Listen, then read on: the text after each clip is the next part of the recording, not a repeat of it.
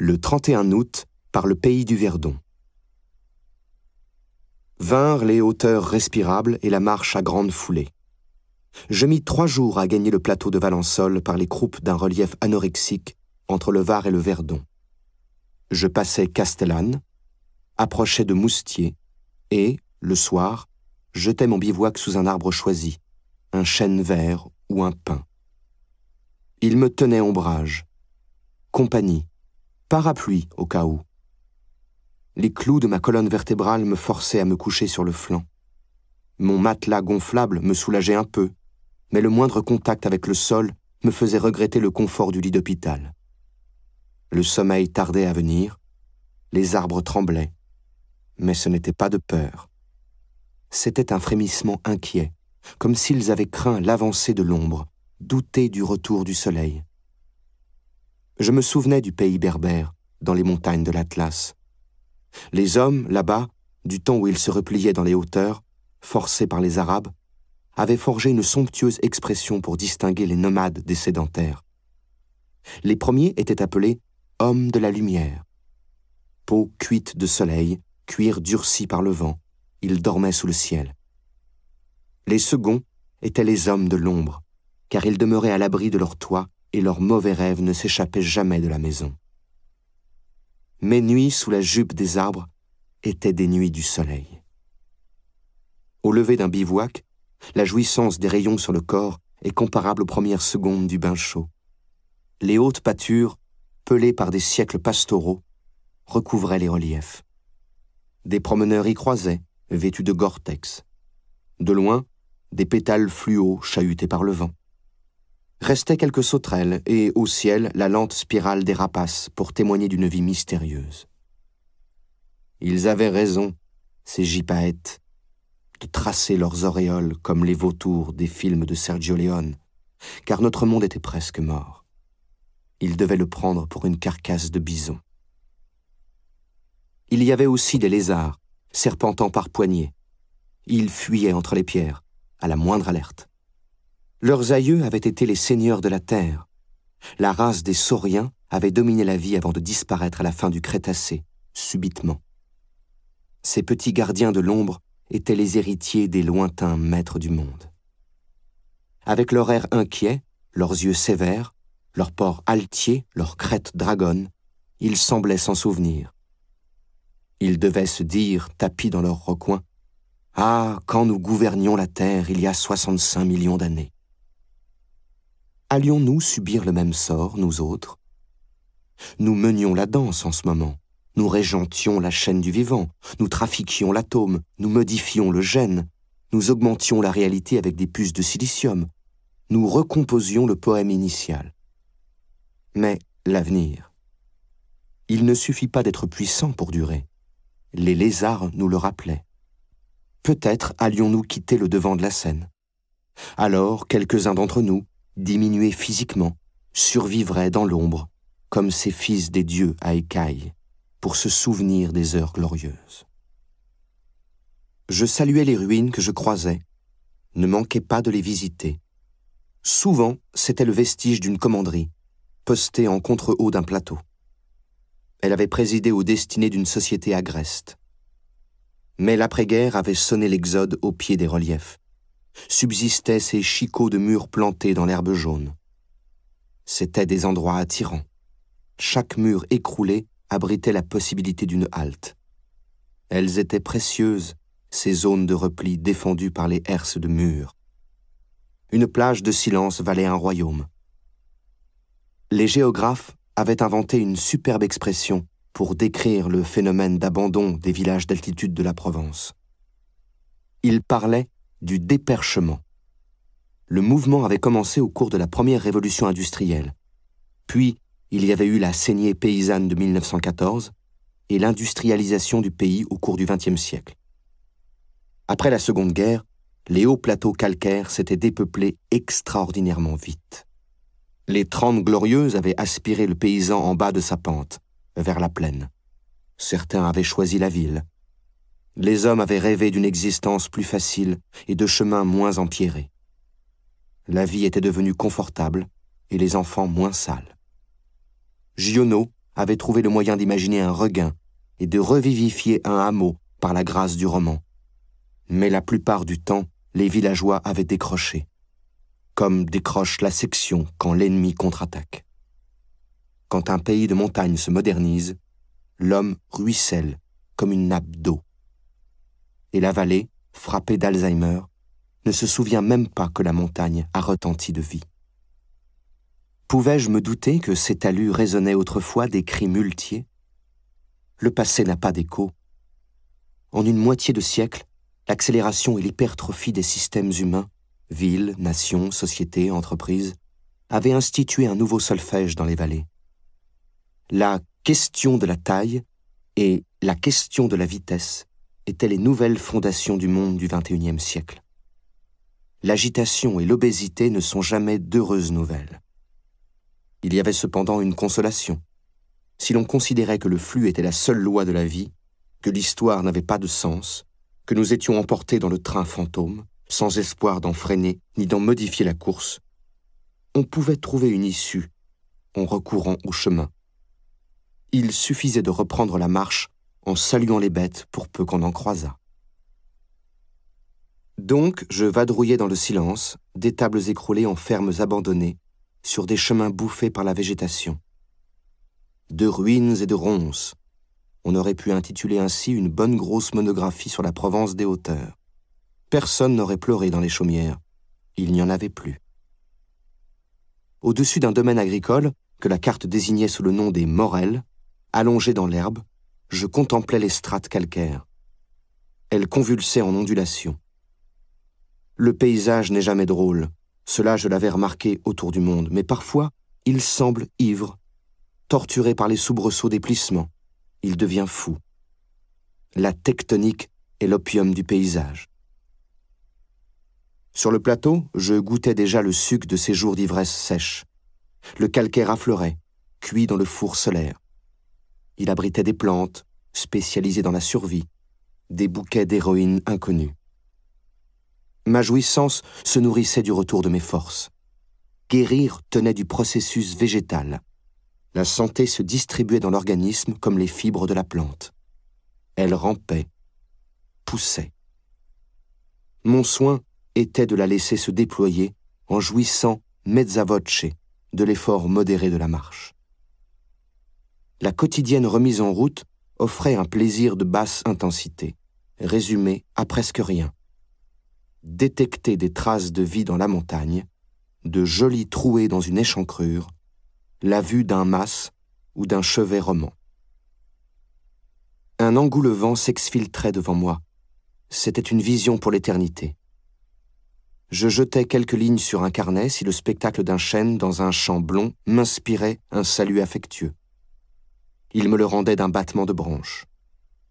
La marche était une pêche à la ligne. Les heures passaient, et soudain une touche se faisait sentir. Peut-être une prise. Une pensée avait mordu. Le soir, je m'endormais et les images de la lanterne magique défilaient derrière mes paupières. Était-ce là une vie réduite? Oui, mais réduite à sa plus simple expression. La plus belle, peut-être. Le défi était de faire durer cette douce tension.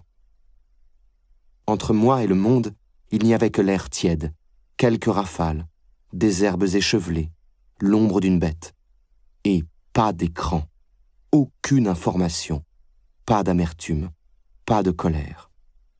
Ma stratégie du retrait distillait sa jouvence dans mes fibres. Aller par les chemins noirs, chercher des clairières derrière les ronces, était le moyen d'échapper au dispositif. Un embrigadement pernicieux était à l'œuvre dans ma vie citadine, une surveillance moite, un enrégimentement accepté par paresse. Les nouvelles technologies envahissaient les champs de mon existence, bien que je m'en défendisse. Il ne fallait pas se leurrer. Elles n'étaient pas de simples innovations destinées à simplifier la vie. Elles en étaient le substitut. Elles n'offraient pas un aimable éventail d'innovations. Elles modifiaient notre présence sur cette terre. Il était ingénu de penser qu'on pouvait les utiliser avec justesse, écrivait le philosophe italien Giorgio Agamben dans un petit manifeste de dégoût. Elles remodelaient la psyché humaine, elles s'en prenaient au comportement. Déjà, elles régentaient la langue, injectaient leur bêta-bloquant dans la pensée. Ces machines avaient leur vie propre. Elles représentaient pour l'humanité une révolution aussi importante que la naissance de notre néocortex il y a 4 millions d'années. Améliorait-elle l'espèce? Nous rendait-elle plus libres et plus aimables? La vie avait-elle plus de grâce depuis qu'elle transitait par les écrans? Cela n'était pas sûr. Il était même possible que nous soyons en train de perdre notre pouvoir sur nos existences. Agamben encore. Nous devenions le corps social le plus docile et le plus soumis qui soit jamais apparu dans l'histoire de l'humanité. Partir sur les chemins noirs signifiait ouvrir une brèche dans le rempart. N'ayant en moi ni la violence du saboteur, ni le narcissisme de l'agitateur, je préférais la fuite. Assis sur l'herbe, dans la volute d'un cigarillo, je disposais au moins du pouvoir d'oublier les écrans et de m'hypnotiser plutôt du vol des vautours par-dessus les encolis. Je passai une dernière nuit sur le plateau et descendis vers Moustier par un ravin, entre 2 éminences. Dans la descente, ce panneau sous les poiriers prouvait combien l'administration maternait les citoyens. La praticabilité de cet itinéraire n'est pas garantie. On devrait annoncer cela à tous les nouveau-nés au matin de leur vie. À Moustier, sous le commandement de la chapelle d'Entreroches, rivée à sa falaise, je bus un double café noir et tombais sur le quotidien La Provence. Oh, la tristesse des titres. Et que je massacre les adorateurs du soleil en Irak, et que je détruise un temple grec, et que je foute du pétrole dans la mer profonde et bleue, que barattent les baleines en sautant bizarrement. L'homme manquait de tenue. L'évolution avait accouché d'un être mal élevé, et le monde était dans un désordre pas croyable. Moustier se réveillait dans la lumière d'un matin à la Raoul Dufy, léger et court vêtu. S'il n'y avait qu'une leçon à tirer de cette impression de chaos général, c'était qu'un village local est un moindre foutoir que le village global. « Vous avez du feu ?» dis-je au type qui fumait à côté de moi, avec une allure d'Italien tiré à 4 épingles. « Je peux vous prendre le journal en échange ?» dit-il. « Ah, vous y perdez, dis-je. La violence gagne. »« Non, dit-il en me tendant le briquet. Elle ne gagne pas. »« Vous n'avez pas lu les journaux ? » ?»« Mais si. La violence, autrefois, on n'en parlait pas. Moi, je me suis battu. Un copain dans un bar a pris un coup de couteau. Je l'ai emmené à l'hôpital en Jaguar, et il m'a salopé les fauteuils avec son sang, ce con. Le 3 septembre, sur le plateau de Valençol. À Puy-Moisson, je me couchais à l'ombre du lavoir. Rien ne favorise mieux le sommeil que de laisser un filet d'eau l'infiltrer. Quand je me réveillais, une dame aidait un homme saoul à marcher, à rentrer chez lui peut-être. C'était une vision charmante, si russe. Je gagnais du terrain vers la montagne de Lure par le plateau de Valençol. J'allais de longues heures dans un paysage de champs peignés, plantés d'arbres et de cahutes de galets. Je dis adieu au mystère des hauteurs calcaires. Je le retrouverai plus loin, vers le nord-ouest, sur la montagne de Lure. Entre les 2 reliefs, il me fallait traverser un jardin de lavande et retrouver un peu de joie en moi. Pour cela, une seule solution, harasser la bête. Sur le plateau, le vent soufflait le soir, énervant, parfumé d'aventure. Les haies de ronces et de buissons fournissaient ma ration de mûres, de poires et de figues. Ces ventrées de vagabonds n'étaient pas difficiles. Il suffisait de tendre la main, les fruits n'étaient jamais cueillis. De belles araignées noires et jaunes, des argiopes, assuraient la garde. Les temps où le peuple glanait étaient révolus. D'abord, il n'allait plus beaucoup à pied sur les chemins. En outre, la confiture chinoise acheminée en conteneurs ne coûtait pas cher à l'épicerie. Pourquoi risquer de se déchirer les mains aux épines quand l'import-export vous apportait ce que vous cherchiez? Il y avait un rapport entre la prodigalité de ces buissons et la chute du baril de pétrole sous les $30, me disais-je, en me bleuissant la bouche. Entre Valençol et Oraison, au bord du canal de Manosque, je passais devant un campement de gitans. Quelques femmes en fichu me regardèrent, silencieuses, flanquées de mômes qui mettaient leurs poings dans la bouche. Dans les alentours du camp, les buissons étaient glanés jusqu'à l'os. Les Romanos, eux, connaissaient la valeur des trésors. Je les saluais, elles ne répondirent pas. Ces Romanichels se tenaient à la marge des courants, et j'éprouvais pour eux quelque chose qui ressemblait à de l'admiration. Il y avait ainsi des êtres, dans la France du siècle numéro 21, qui vivaient sur la bande d'arrêt d'urgence. Je n'aurais rien troqué de ma vie pour manger des soupes à l'ortie dans les caravanes des gens du voyage. Mais ils témoignaient d'un certain talent dans l'art de se tenir à l'écart sur leur propre zone. J'osais espérer que ma balade m'offrirait le cadeau de rencontrer les membres de ce peuple. Des moines, des scouts, des gauchistes, de pauvres cloches, des glaneurs de fruits, des chercheurs de champignons, des débiles évadés de l'asile, même des poètes en marche, qui sait. Une confrérie qui se déplaçait par elle-même au lieu de se sertir dans le courant. De tels êtres en marche n'appartenaient pas aux mêmes catégories, mais ils auraient gagné à se côtoyer davantage. Sans doute avaient-ils des choses à se confier, et les forêts offraient de bons endroits pour les réunions. Les géographes appellent étoiles les carrefours forestiers, où les pistes convergent sous les feuillages. Qui rencontrerais-je aux étoiles? Le monde devint mauve, un plateau de lavande. Valençol? Non, une place d'armes. Les rangs étaient alignés militaires. Les plantations intensives d'EVA en pleine Malaisie procuraient le même sentiment de mise en ordre. Ici, le pinceau paysan avait produit une toile parfaitement lissée, brossée de longs aplats acryliques où naissait la perspective de la rentabilité. La terre était cimentée, lavée de produits chimiques, domestiquée par les besoins de la parfumerie et de la production de miel. La lutte contre les insectes avait été remportée. On y avait gagné un silence de parking. Il n'y avait pas un vrombissement dans l'air. Et moi, je divaguais dans ces rainures bleutées, avec des pensées de Parisiens stupides, admiratifs des insectes. Elles auraient fait ricaner les producteurs qui craignaient, malgré des décennies de napalm, les attaques des cicadelles sur les plants. Le 4 septembre. Durance, rive droite.